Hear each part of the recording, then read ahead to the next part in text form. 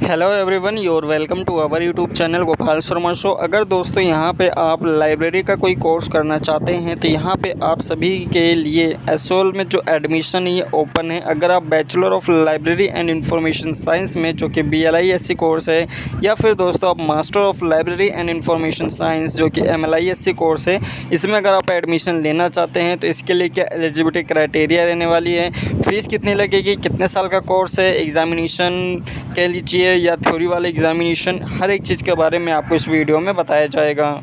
तो चलिए दोस्तों, बिना किसी देरी के वीडियो को शुरू करते हैं। लेकिन अगर आप चैनल पे फर्स्ट टाइम विजिट कर रहे हैं तो चैनल को ज़रूर सब्सक्राइब कर लेना और बेल आइकन को प्रेस कर लेना, ताकि आपको वीडियो का जो अपडेट है, नोटिफिकेशन है, या आपको आता रहे। तो यहाँ पे आप देख सकते हैं दोस्तों, यह आपको जो है सबसे पहले एसओएल के बारे में दिया गया है कि एसओएल क्या है, इसके बारे में वाइस चांसलर के बारे में बताया गया है। और यहाँ पर डायरेक्टर है एसओएल की पायल मार्गो मैम, तो ये यहाँ पर आप देख सकते हैं। इसके अलावा दोस्तों प्रिंसिपल का यहाँ पर आपको मैसेज दिया गया है, एकेडमिक स्टैम्प यहाँ पर आप देख सकते हैं, और कौन कौन से टीचर हैं।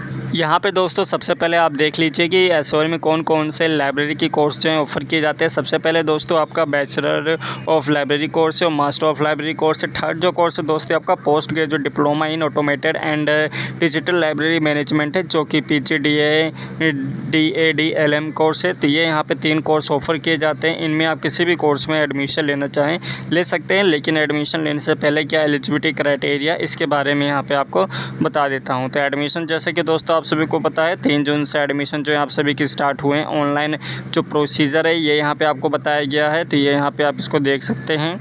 यहाँ पे दोस्तों आप देख सकते हैं आप सभी को जो है एलिजिबिलिटी क्राइटेरिया के बारे में बताया गया है। जैसे दोस्तों अगर आप bachelor of library and information science में इस कोर्स में एडमिशन लेते हैं तो इसमें सबसे पहले अगर आपने ग्रेजुएशन कंप्लीट कर रखी है तो यहाँ पे आप जो है इस कोर्स को अप्लाई कर सकते हैं, इस कोर्स में एडमिशन ले सकते हैं, चाहे वो आपने किसी भी यूनिवर्सिटी से अपनी ग्रेजुएशन कम्प्लीट की हो।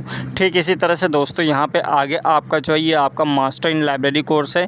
इसमें अगर आप एडमिशन लेना चाहते हैं तो इस कोर्स से पहले अगर आपने BLISC कोर्स किया है तो यहाँ पे आप जो है एडमिशन ले सकते हैं। इसके साथ साथ यहाँ पे अगर आपके 50% या इससे ज़्यादा मार्क्स आए हैं BLISC कोर्स में जनरल कैंडिडेट के लिए, तब यहाँ पे आप अप्लाई कर सकते हैं। इसके साथ साथ 45% मार्क्स अगर आपके आए हैं OBC EWS PWD इन सभी कैंडिडेट के लिए जिन्होंने BLISC कोर्स किया, तो यहाँ पर आप एडमिशन ले सकते हैं। और जो मिनिमम पासिंग मार्क्स है BLISC BLI स्टूडेंट के लिए BLI कोर्स में, जिसमें SC ST स्टूडेंट है, इनके लिए ये यहाँ पे आप अप्लाई कर सकते हैं। इसी तरह से दोस्तों ये आपका पोस्ट ग्रेजुएट डिप्लोमा के लिए अगर आपने BLISC कोर्स या फिर MLISC कोर्स किया हुआ किसी भी यूनिवर्सिटी से, तो यहाँ पे आप ये कोर्स कर सकते हैं। अब यहाँ पे कुछ एडिशनल इन्फॉर्मेशन दी गई है, तो इसको यहाँ पे आप पढ़ना चाहें, रीड आउट करना चाहें तो यहाँ पे आप जो है रीड आउट कर सकते हैं। अब यहाँ पे दोस्तों फ़ीस डिटेल के बारे में इन्फॉर्मेशन दी गई है।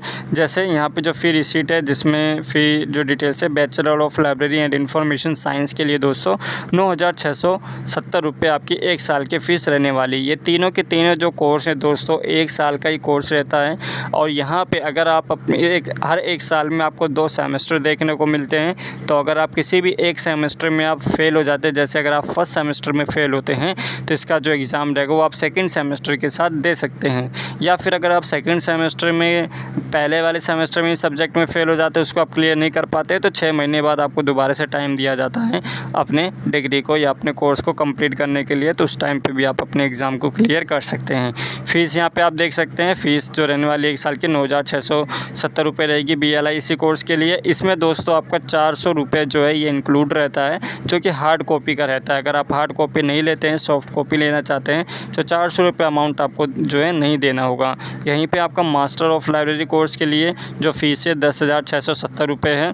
इसमें भी 400 रुपये जो आपको बताया हार्ड कॉपी के लिए रहता है, सॉफ्ट कॉपी लेना चाहेंगे तो 400 रुपये आपको नहीं देने होंगे। जो आपका PGDA DLM कोर्स है, इसमें आपका 13,770 रुपये है, 1 साल की फ़ीस है। तो ये यहाँ पे आप देख सकते हैं। इसके अलावा और यहाँ पे अगर आप कोई फ़ॉरनर हैं या अब्रॉड में रहते हैं तो उनके लिए यहाँ पे फ़ीस के बारे में बताया गया है। कैटेगरी फर्स्ट है, कैटेगरी B। और यहाँ पे ऐसे जितने भी स्टूडेंट हैं जो PWD स्टूडेंट रहते हैं, इनके लिए दोस्तों यहाँ पे 75% के जो है टोटल फ़ीस कंसेशन रहती हैं। और अगर यहाँ पे आप PWD कैंडिडेट हैं तो आप सभी को जो है 75% जो है कहीं ना कहीं आपको रिलैक्सेशन कह लीजिए, कंपेंसेशन कंसेशन आपको जो है दिया जाएगा। इसके बाद दोस्तों यहाँ पे आप सभी का जो है कैटेगरी डी है, जिसमें जो ऑर्फन स्टूडेंट रहते हैं इनके लिए केवल 20 रुपये फ़ीस रहने वाली है इस कोर्स की। और जिसमें आपका 10 रुपये एग्ज़ामिनेशन फ़ीस है और 10 रुपये आपका एडमिशन फ़ीस है। ये यहाँ पे आप देख सकते हैं। This candidates are exempt from all type of fees. इसके अलावा कैटेगरी ई में अगर आप arm force and central police arm force के हैं तो यहाँ पे आप सभी को 75% जो है पर्सनल सर्विसेज, जो कि यहाँ पे आप देख सकते हैं सर्विसेज पर्सनल विल गेट 75% और फीस वेवर, जो कि एक्सेप्ट यूनिवर्सिटी ड्यूज़। इसके अलावा दोस्तों यहाँ पे आप सभी को जो है notes printed before 5 year following in the category will be 50% free waiver and words of personal will get 25% free waiver. तो यहाँ पे कैटेगरी आपको दी गई है दोस्तों कि अगर आप सर्विस पर्सनल है तो 75 का मिलेगा, अगर आप सुपरनेटेड पर्सनल है तो यहाँ पे आपको जो है 50% मिलेगा, अगर यहाँ पे आप वर्ड ऑफ पर्सनल है तो यहाँ पे आपको 25% फ़ी वेवर मिलने वाला है। कैटेगरी एफ में दोस्तों full fee waiver is available to transgender student. जो ट्रांसजेंडर स्टूडेंट है उनके लिए यहाँ पे आपको कोई भी फ़ीस देने की ज़रूरत नहीं है। तो यहाँ पे दोस्तों आप जो हैं इन सभी कैटेगरी को यहाँ पे आप चेक कर सकते हैं। अब यहाँ पे विड्रॉल के बारे में बताया गया है कि अगर आप अपना एडमिशन कैंसिल कराते हैं तो क्या होता है, किस तरह से अमाउंट जो है डिडक्ट किया जाता है। ये बात की बात है, यहाँ पे आप इसे रीड आउट करना चाहें तो रीड आउट कर सकते हैं। डॉक्यूमेंट्स यहाँ पे आप देख सकते हैं दोस्तों। अगर आप BLISC का कोर्स करते हैं तो इसमें आप सभी की 10th क्लास की मार्कशीट लगेगी, 12th क्लास की मार्कशीट लगेगी। इसके अलावा ग्रेजुएशन की मार्कशीट और प्रोविज़नल सर्टिफिकेट या फिर डिग्री जो है ये आपको अपलोड करनी होगी। रिसेंट फ़ोटोग्राफ और जो सिग्नेचर ये आपको देना होगा।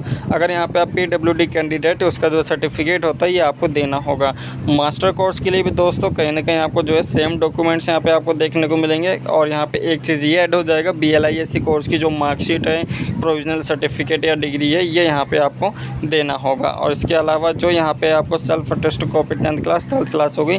इसके अलावा जो PG DAD LM कोर्स है इसमें आपकी ग्रेजुएशन की मार्कशीट है, प्रोविज़नल मार्कशीट या डिग्री ये यहाँ पे आप दे सकते हैं। BLISC कोर्स की जो मार्कशीट है या प्रोविज़नल डिग्री या सर्टिफिकेट है ये यहाँ पे आप दे सकते हैं। और इसके साथ रिसेंट फ़ोटो हो गया, सिग्नेचर हो गया और कैटेगरी सर्टिफिकेट जो होते हैं वो यहाँ पे आपको देना होगा।